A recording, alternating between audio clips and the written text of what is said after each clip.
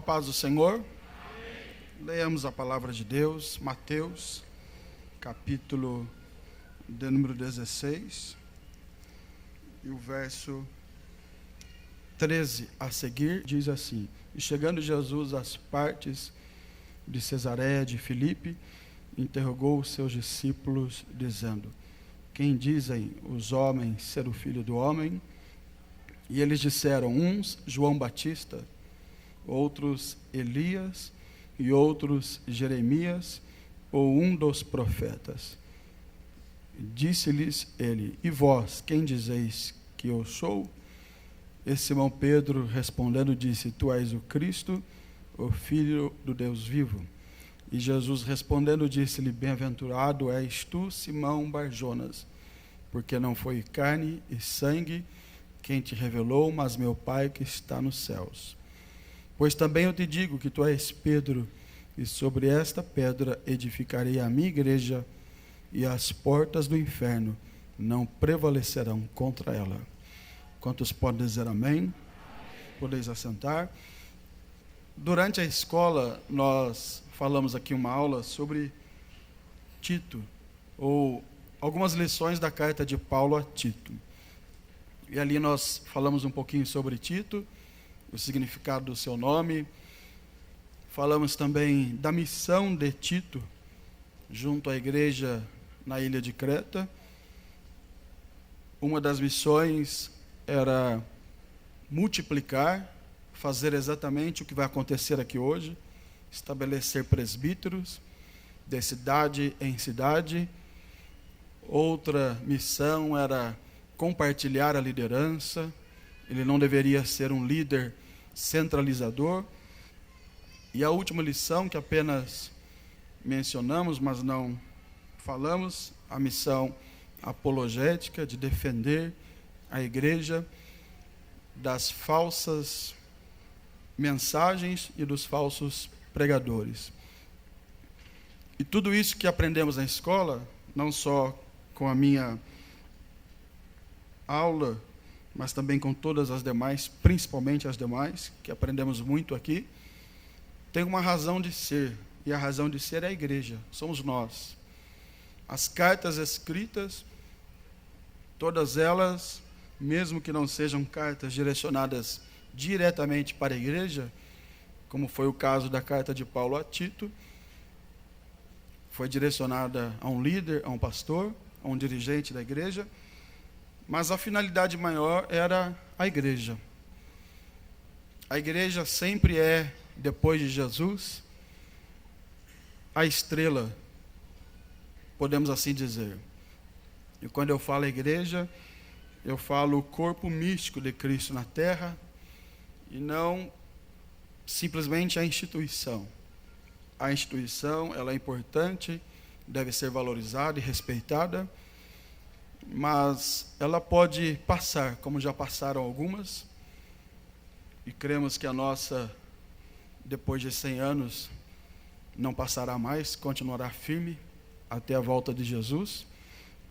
Mas a instituição, ela pode ruir, ela pode passar, ela pode falhar.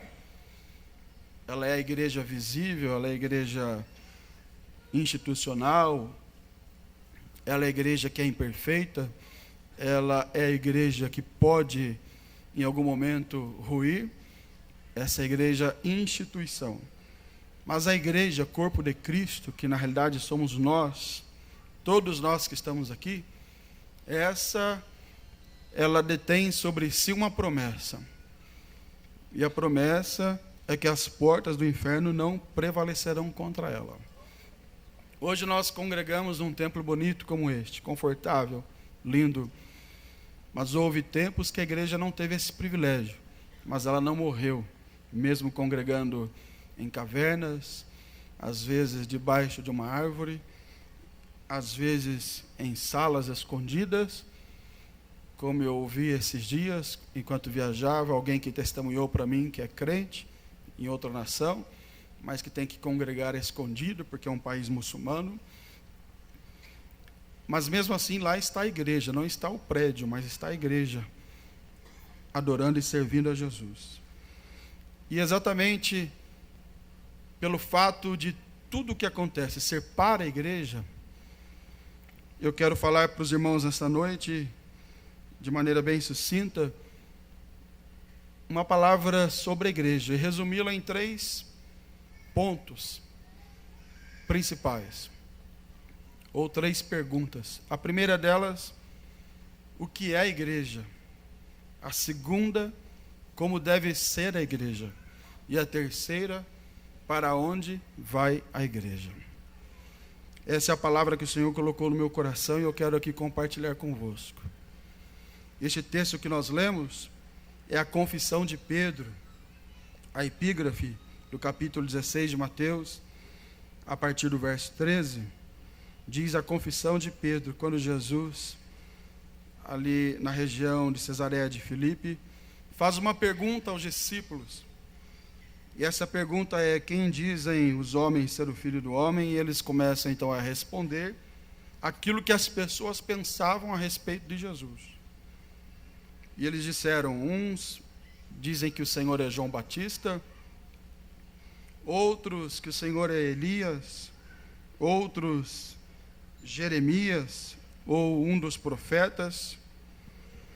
E aí Jesus se volta para eles e faz a pergunta: e vós, e vocês? Vou aqui usar aqui algo pessoal, não está exatamente assim na Bíblia, mas é como se Jesus dissesse: e vocês que são meus amigos, que andam comigo, que são meus cooperadores, que estão perto de mim, o que vocês dizem que eu sou? Pedro, como já ouvimos aqui na escola bíblica, com aquele temperamento mais forte, um ímpeto, de Pedro, o fez falar primeiro. E é interessante que às vezes Pedro falava, e por ser, de certa forma, precipitado na fala e nas atitudes, muitas vezes ele errava. E o pastor Elenay Cabral ensinou aqui os 2 lados do temperamento de Pedro, mostrando que às vezes ele errava, mas também às vezes ele acertava. Assim como todos nós, que de repente alguns de nós temos um temperamento mais forte um pouquinho, e logo que recebemos uma mensagem que não nos agrada, a gente devolve logo. E nesse meio, nessa forma de falar e de ser e de agir, a gente erra muito, mas também às vezes acerta. E neste caso aqui, Pedro acertou. E ele dá uma palavra que é uma das palavras mais lindas da Bíblia, quando Jesus pergunta: o que vocês pensam de mim? O que vocês dizem quem eu sou? E Pedro respondendo disse: tu és o Cristo. Ele não fala apenas que ele era Jesus, mas ele fala Cristo, o ungido, o enviado de Deus. Tu és o Cristo, o Filho do Deus vivo, que aliás está aqui nesta noite. Quem já sentiu a presença dele aqui? O dia todo estamos aqui, desde após o almoço, e o dia todo ele está aqui presente, porque onde tem 2 ou 3 reunidos no nome dele, ali ele se faz presente. Ele disse: eis que eu estou convosco todos os domingos, todo dia de pagamento, que a gente fica mais feliz, toda a escola bíblica, que tem muita gente de fora, tem cantor, pregador, eis que eu estou convosco todos os dias. No dia que você tem saúde e vem para o culto, Jesus está contigo e com a igreja. Mas no dia que você está enfermo, Jesus continua contigo e com a igreja. No dia que você vem para o culto, parece voando, porque está tudo dando certo, não é? Salário bom, saúde, família está em paz, tudo tranquilo, tudo certinho, Jesus está com você. Mas o dia que você vem para o culto e parece que tudo está errado, mas você vem se arrastando e chega aqui, Jesus continua com você. Ele está conosco na festa de aniversário, como vimos ontem, mas Ele está conosco nos momentos mais difíceis da nossa vida. Aliás, me parece que nos momentos mais difíceis Ele se faz apresentar mais ainda, para nos dar a convicção maior ainda de que Ele não nos abandona. E Jesus está conosco aqui nesta noite. E Pedro diz: tu és o Cristo, o Filho de Deus vivo. Aí Jesus responde: bem-aventurado és tu, Simão Barjonas. Como aprendemos aqui também, Simão Barjonas, seu nome, Simão filho de Jonas, seu apelido Pedro, porque não foi carne e sangue que te revelou, mas meu Pai que estás nos céus, que está nos céus.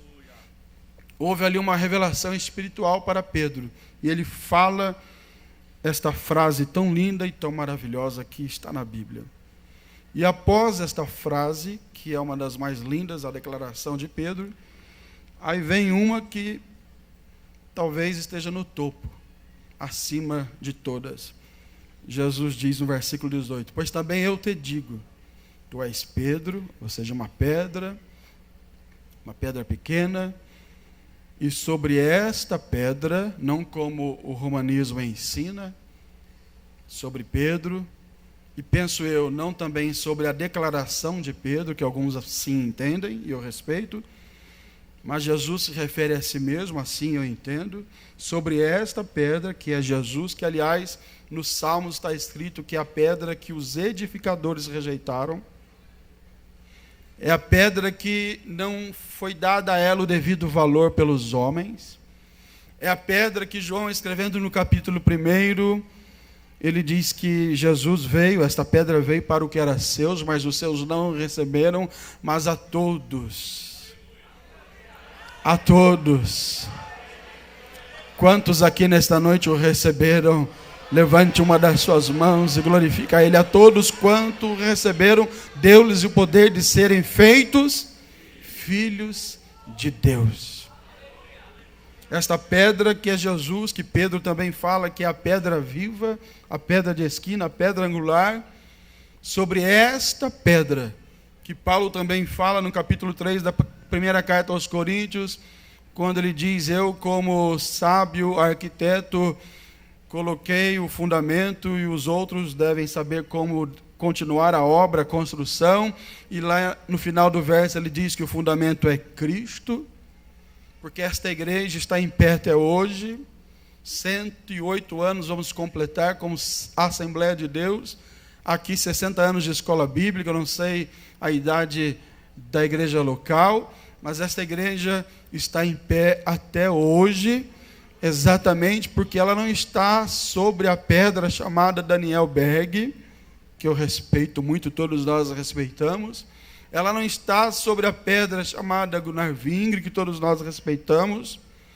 Ela também não está sobre a pedra chamada Paulo, Tiago, João, Tito, Timóteo, ou qualquer outro pai da igreja, qualquer outro líder da igreja.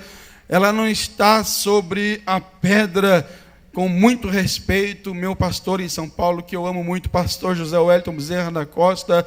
Ela não está sobre a pedra de nenhum de nós aqui, pastores. Ela está sobre a pedra que é Jesus. É por isso que ela não caiu até hoje. É por isso que vem as lutas e perseguições, mas essa igreja continua em pé.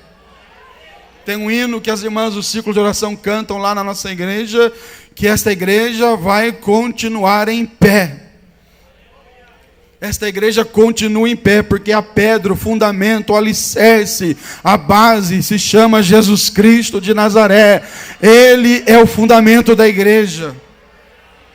Sobre esta pedra, disse Jesus, eu edificarei a minha igreja, e as portas do inferno não prevalecerão contra ela. E a pergunta que eu faço neste momento é: quem é esta igreja? Quem faz parte? Quem é esta igreja? Dê um glória a Jesus. Se isso te incomodar, não faça. Mas se for possível, faça. Não exagero nisso, não. Mas de vez em quando é bom. Pergunte para quem está ao seu lado: você está sobre esta pedra? Se a resposta foi sim, pode dizer: então a vitória é sua. A vitória é do povo de Deus. Os presbíteros que vão ser hoje separados estão sobre esta pedra. Se é sim, a vitória é de vocês em nome de Jesus. Agora, o que é a igreja? Indo para a nossa mensagem, a nossa reflexão, o que é a igreja? O que é? Todo mundo sabe, especialmente os que estão na minha retaguarda, homens sábios, conhecedores da palavra, todos nós sabemos, mas é bom lembrar o que é a igreja.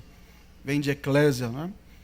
Que aquela ideia das reuniões, das assembleias que acontecia no mundo antigo, especialmente na Grécia, quando as pessoas saíam de suas casas, se reuniam no lugar público, e ali elas discutiam política, ali discutiam assuntos pertinentes e concernentes à comunidade, à cidade, ao povo local. Daí vem a ideia de igreja, e Jesus faz uso dessa palavra.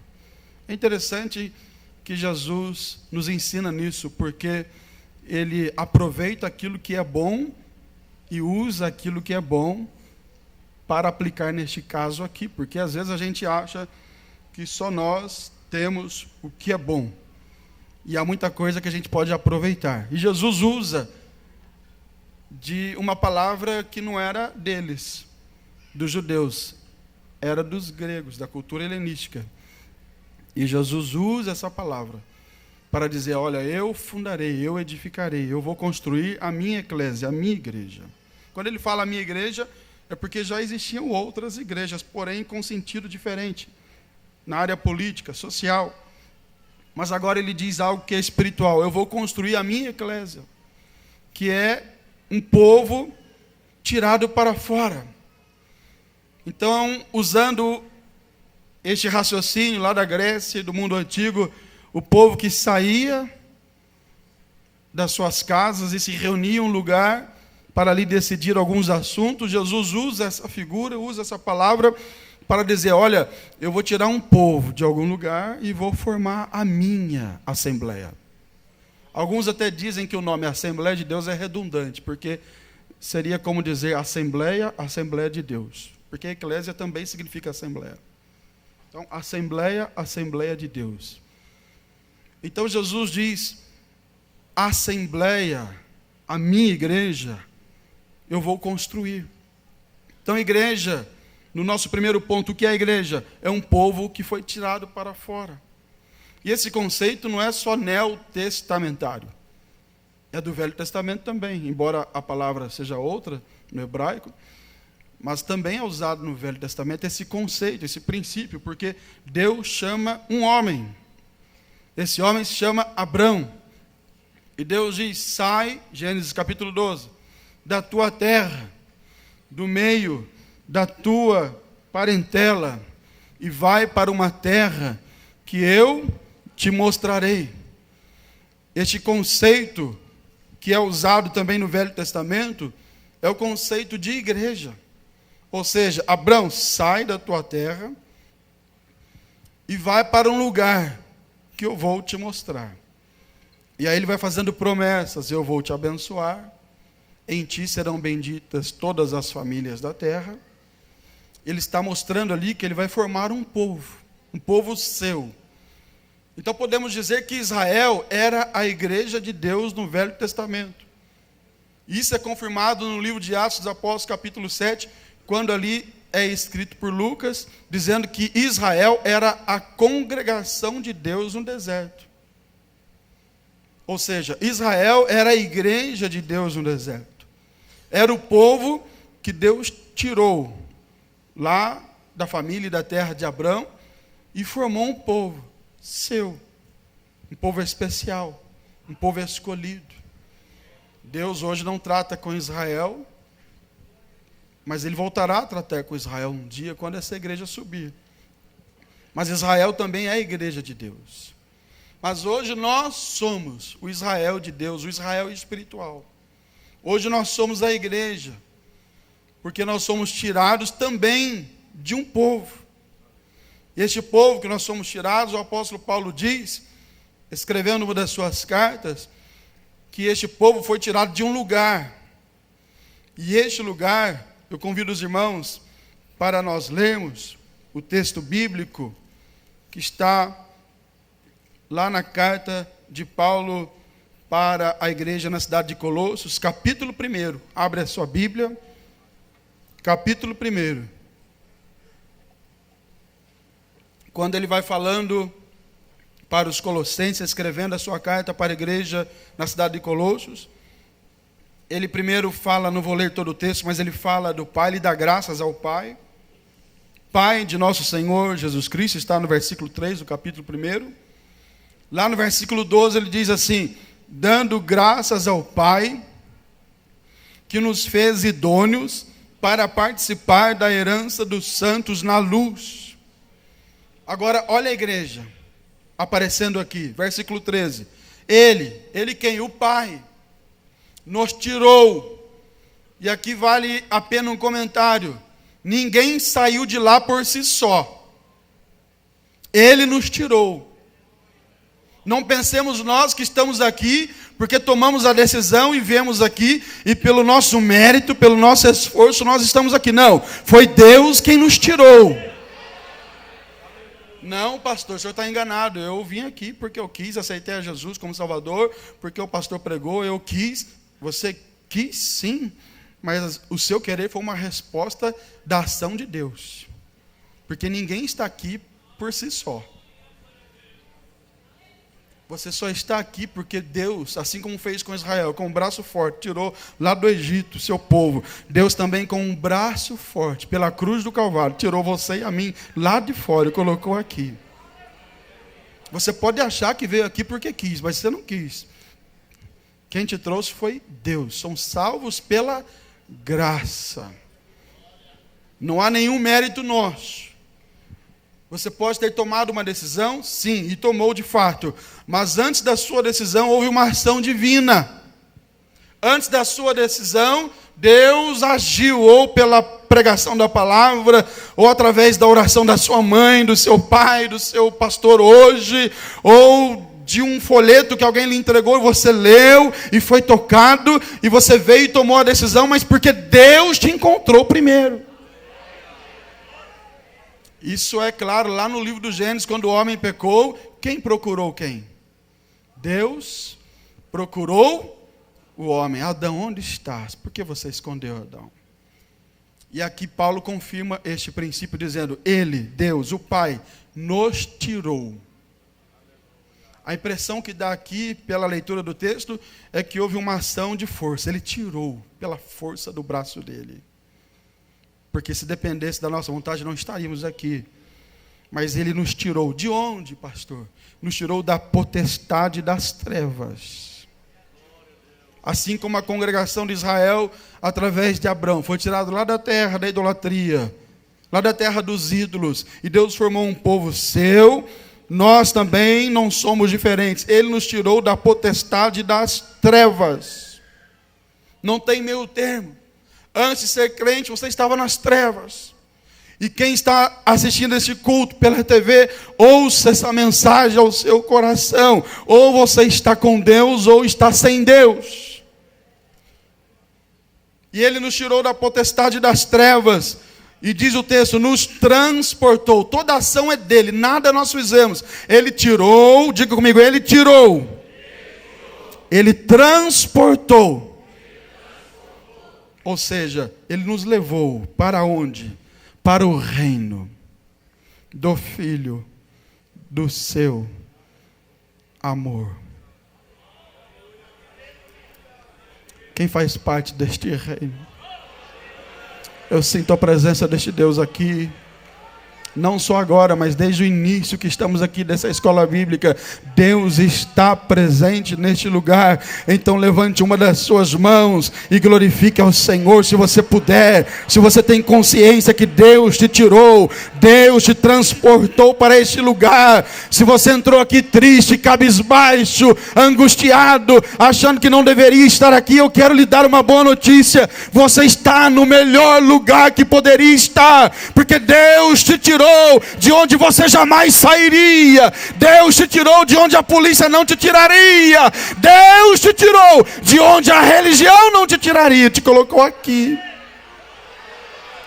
Será que dá para dar glória a Deus? Será que dá para dar um glória ao nome do Senhor? Será que dá para pelo menos falar muito obrigado, Senhor? Muito obrigado porque o Senhor me tirou de lá.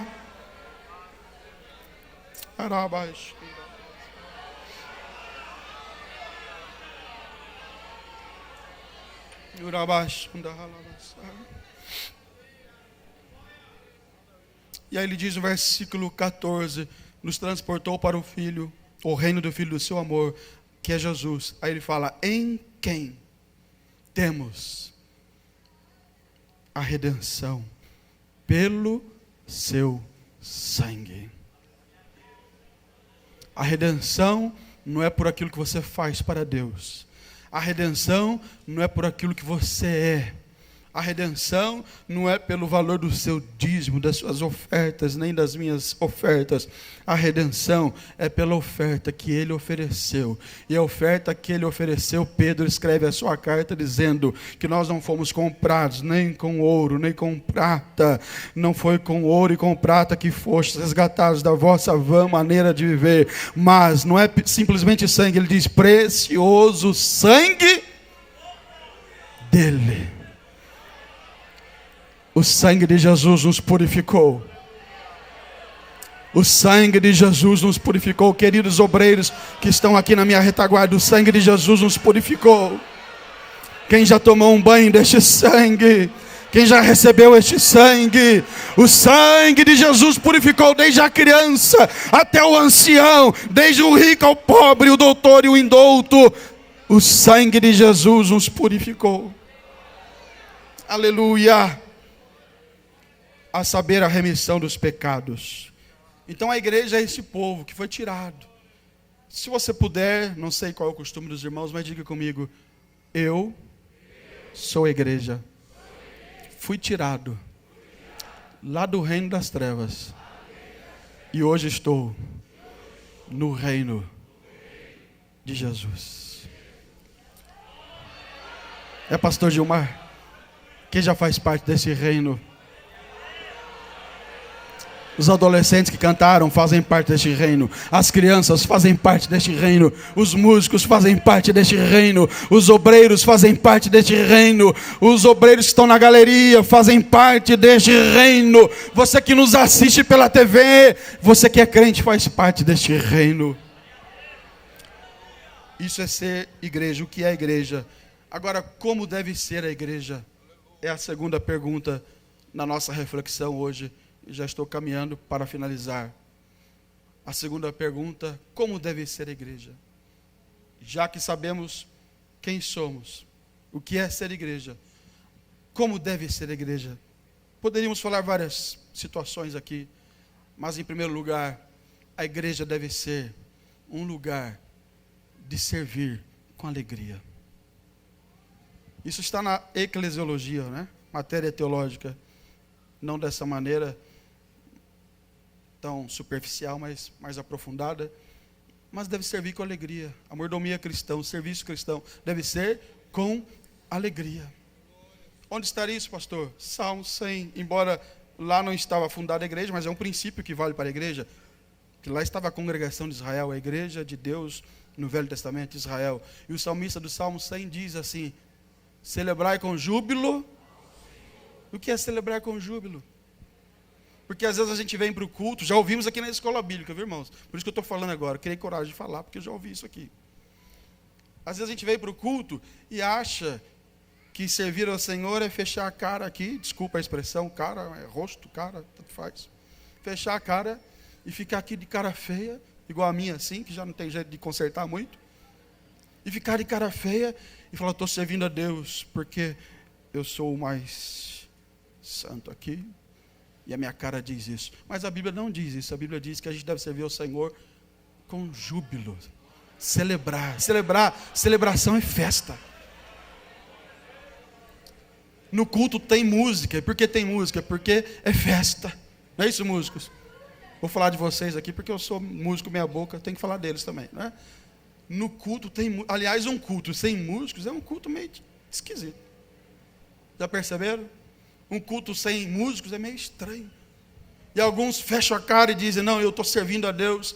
E claro que servir a Deus não é só aqui, irmão, já aprendemos isso também. Mas aqui, principalmente, aqui nessa reunião, neste culto coletivo, o lugar que a gente se reúne, num lugar consagrado, o templo, para servir a Deus. O salmista está dizendo: celebrai com júbilo. É com alegria. Eu vou falar o que eu falo lá na nossa igreja. Depois o pastor Roberto estiver assistindo, não gostar, ele puxa a minha orelha em particular. Vou falar o que eu falo lá na minha igreja, lá na nossa igreja em Birigui. Será que você pode dar uma olhadinha para o seu irmão, sorrir para ele? Falar, irmão, está feliz com Jesus? Está feliz com Jesus, pastor Edir? Eu posso olhar no seu rosto.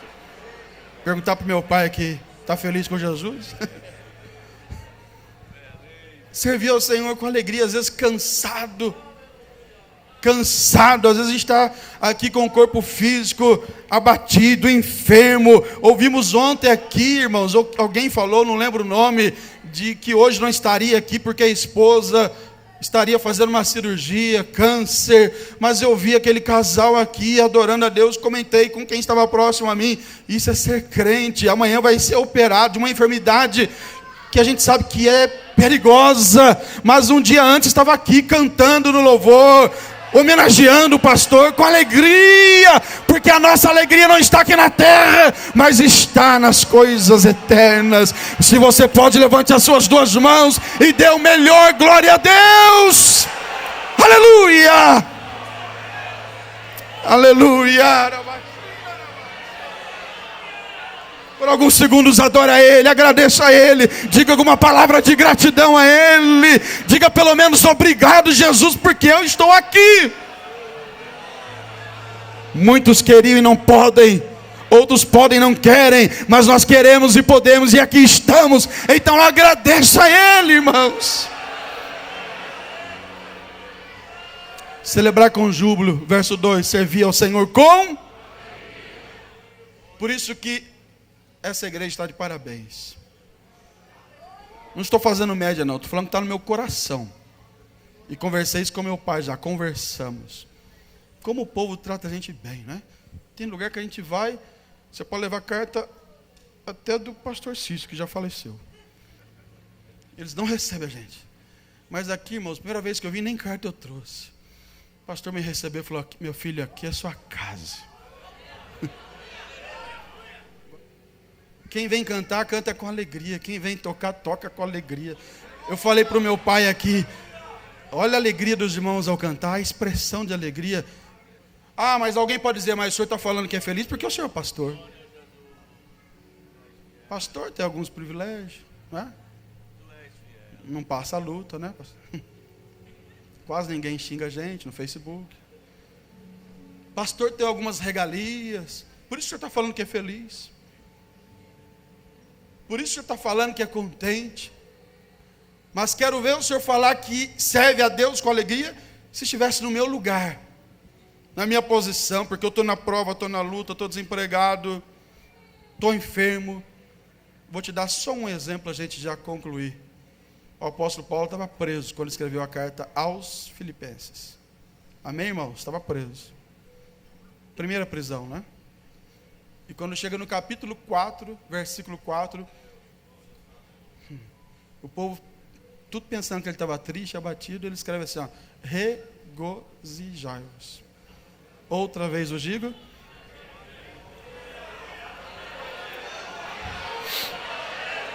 Aleluia. O Senhor está falando com alguém aqui que está em tribulação. Se você receber a palavra, levante a sua mão o mais alto que você puder. Segure a mão levantada um pouquinho e receba esta palavra. Não importam as circunstâncias, não importa onde você está, o que você está passando. A palavra é esta: sirva ao Senhor com alegria, regozijai-vos. Outra vez vos digo, regozijai-vos.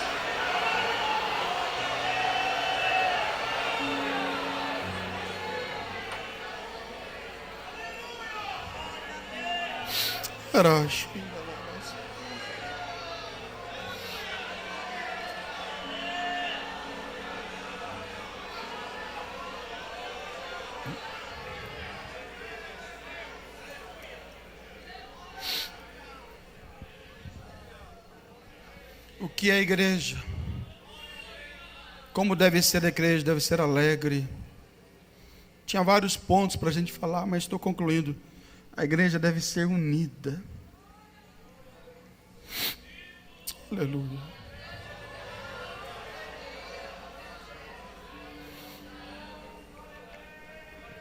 Jesus estava se despedindo dos discípulos. As últimas instruções de Jesus. E chega no capítulo 17 de João, ele começa a orar a oração sacerdotal. Ele ora por si mesmo. Ele ora por aqueles que estavam à sua volta.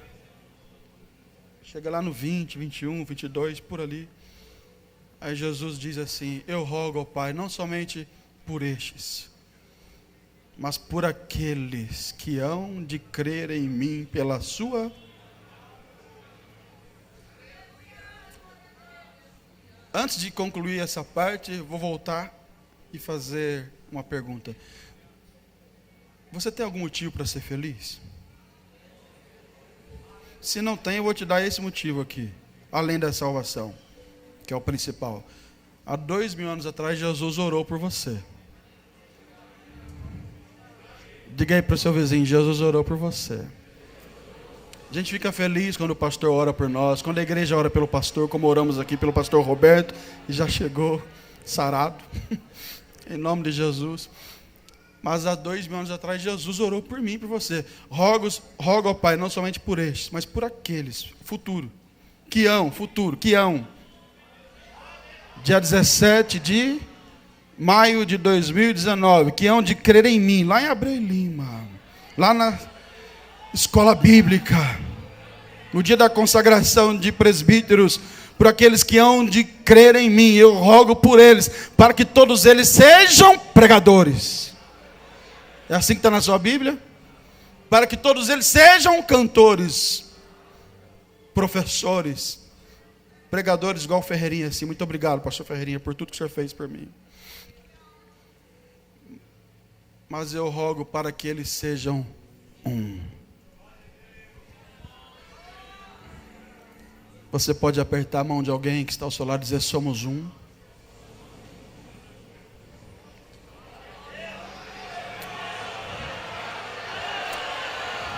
Aqui no ministério somos um. Somos um. Não quer dizer que não existirão diferenças, existem, mas somos um. Pelo amor de Cristo, através do amor de Cristo, somos um. O que é a igreja? Como deve ser a igreja? Alegre, unida, fervorosa. Paulo, escrevendo aos Efésios capítulo 5, verso 18, diz assim: olha, não vos embriagueis com o vinho em que há contenda. E às vezes o crente vem para o culto. Não vamos discutir isso aqui teologicamente, vamos aplicar agora, né? Está igual esse copo aqui agora, está esvaziando, está acabando. Aí Paulo diz: mas enchei-vos. Mas enchei-vos. Se imagine como este copo, este vaso. Agora, nada é cheio se já estiver cheio. Cheio do que, pastor? De prepotência. Mas isso aí que o pregador está pregando, eu já ouvi muitas vezes. 60 escola bíblica, eu já participei de 30, 20, 40. Você não será cheio. Vai esvaziando. Cheio de exclusivismo. Tem lugar que está cheio de exclusivismo. Só nós somos crentes, só nós vamos para o céu, só nós somos isso, só nós somos aquilo. Vai esvaziando o exclusivismo. Cheio do que mais? Cheio de inveja. Obras da carne, né? Mas o irmão fulano cantou hoje. Poderia ser eu, hein? Pastor Edir não me vê também. Estava dirigindo o culto, tem mil. Pastor Roberto não me vê. Aí o irmãozinho não tem nada a ver, veio cantar. Já desce, o que queria cantar já ficou nele assim, ó. Poderia ser eu, vou matar ele. Vou fazer um jeito de queimar ele diante do pastor. Vai esvaziando da inveja. Ah, pastor, está dizendo que a gente é invejoso? Sim, eu também sou. Que isso, é heresia. Não, nós somos. Está tudo aqui dentro, irmão. Não vem falar que eu não tenho inveja de ninguém. Mentira, todos nós temos, está aqui dentro. A carne está aqui, a natureza carnal está aqui. O que acontece é que quando a gente é dominado pelo Espírito, a inveja fica ali, sufocadinha. Ó. Quem quer ir sufocando a inveja, os ciúmes? Ah, mas o irmão vai ser consagrado ao presbitério. Eu estou aqui a diácono há tantos anos. E poderia ser eu. Irmão, vai chegar, não tenha pressa, o pastor falou. Você vai ser obreiro o resto da vida. Não tenha pressa. O que Deus tem para você é só seu. Só tem uma pessoa que toma o que é seu. Sabe quem é? Não é o diabo, não, é você mesmo. Que nem o diabo toma. Agora, se você ficar no seu lugar, irmão, ninguém toma. Quem crê que tem promessa de Deus na vida? Aí Paulo vai falando, mas enchei-vos do... Com autorização do pastor, se coloque em pé. Veja que o enchei-vos aqui é uma responsabilidade do homem, viu? Enchei-vos.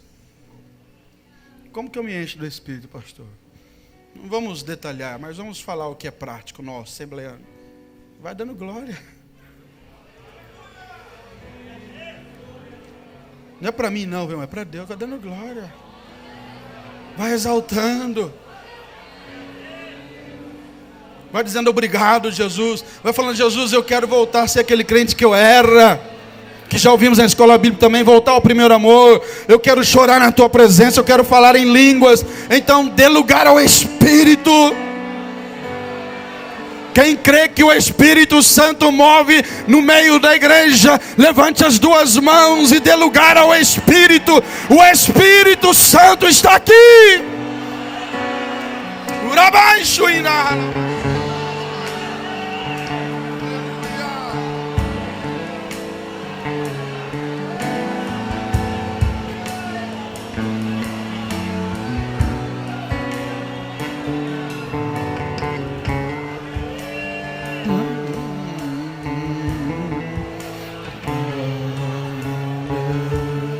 Glória, né? Glória, né? Canta aí, levante a mão e cante. Cante comigo. Glória.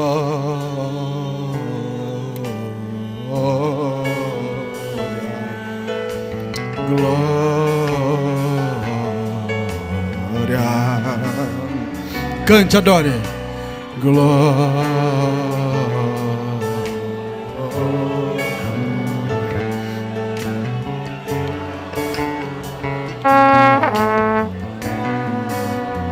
Escute, 1 minuto, estou terminando. Quem me dá 1 minutinho, 1 minuto, levanta a mão.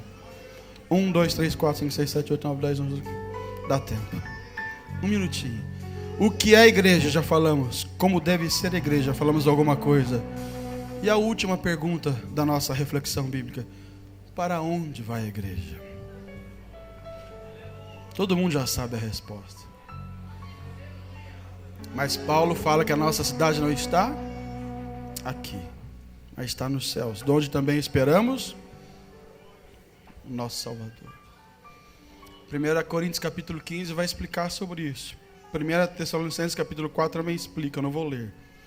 Apenas citar que esta igreja cheia do Espírito, que já sabe o que ela é, já sabe como ela deve ser e agir, ela também sabe para onde vai. Breve Jesus voltará. E o que é mortal se revestirá da imortalidade, disse Paulo. O que é corruptível se revestirá da incorruptibilidade. A trombeta soará. Os mortos em Cristo ressuscitarão. Nós não precederemos os que dormem, disse Paulo aos Tessalonicenses. Alguns morreram pelo câncer, outros morreram por acidente de carro, outros morreram queimados, outros morreram afogados, outros o corpo nem foi achado até hoje. Mas naquele dia vai levantar um corpo. Não mais destruído pelo tempo, pela enfermidade, mas um corpo semelhante ao corpo dele, Jesus. E os que estivermos vivos seremos transformados e arrebatados, subiremos juntamente com eles e nos encontraremos com o Senhor. Quem está aguardando este dia? Levante as suas mãos, vamos orar para encerrar a ministração. Com a mão erguida, segura na mão do seu irmão aí, vamos orar juntos. E diga para ele: você é a igreja, você deve ser feliz, você deve ser unido comigo e eu com você. Somos irmãos, somos irmãos, somos irmãos, somos irmãos. E você vai para o céu comigo. Agora, se você quiser ser um pouquinho mais de igreja, diga para o seu irmão assim: eu vou te ajudar, porque a igreja também ajuda um ao outro, igreja consola um ao outro, igreja edifica um ao outro, igreja socorre um ao outro. Irmão não mata irmão, irmão ajuda o irmão. Pai bendito e santo,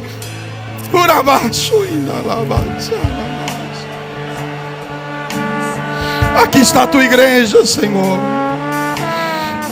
Aqui está o teu povo que o Senhor resgatou, perdoou. Aqui está o teu povo que te serve com alegria, mesmo nas lutas, nas dificuldades, nas circunstâncias adversas. Aqui está o povo que te serve com alegria. Aqui está o povo que anda em unidade, que caminha em unidade, apesar das diferenças. E aqui está o povo que vai morar no céu. Senhor, Maranata, Maranata, Maranata, Maranata. Onde tem um crente agora que tem a convicção de que é a igreja, de como deve agir, que vai morar no céu, comece agora a adorar este Deus da igreja. Dê liberdade ao Espírito, dê liberdade ao Espírito. Jesus pode batizar agora, Jesus pode renovar agora, Jesus pode curar agora. Dê liberdade ao Espírito de Deus.